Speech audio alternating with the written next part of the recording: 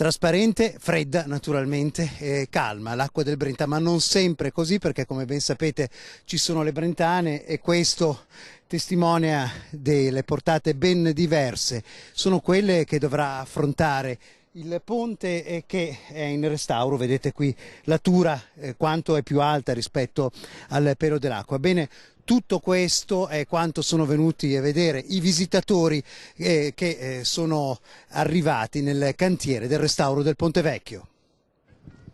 I primi gruppi di cittadini visitatori arrivano nel cantiere del Ponte Vecchio, aiutati da una giornata di sole caldo e dai bellissimi riflessi del fiume, un'iniziativa fortemente spinta da Rete Veneta e fatta propria dal Comune. Pochi metri dal nostro monumento più importante, da un elemento identitario della città di Bassano del Grappa, che è stato ammalato per molto tempo. L'ingegner De Stavola spazza via subito ogni idea che veda il ponte attuale come il ponte del Palladio, ma come il prodotto di tanti ponti della storia. Storicamente questo ponte è stato rifatto circa ogni 20 anni.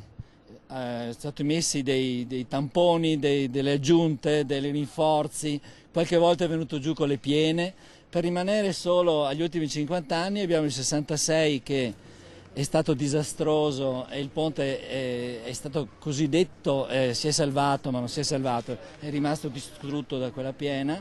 I visitatori erano di tutte le età e sembravano piuttosto soddisfatti. Erano tutte persone, tra l'altro un po' di ogni età, c'è anche degli anziani e una bambina molto piccola, bassanesi ovviamente appassionati e innamorati del ponte, che volevano vedere da vicino come è fatto dentro. L'idea era proprio di poter vedere un monumento in parte smontato, in parte rimontato e capire come è fatto all'interno, cosa che non si vede ovviamente normalmente. Com'è andata la visita? È stato molto interessante, molto bello, soprattutto si vedono le cose da un altro punto di vista e si capisce molto meglio.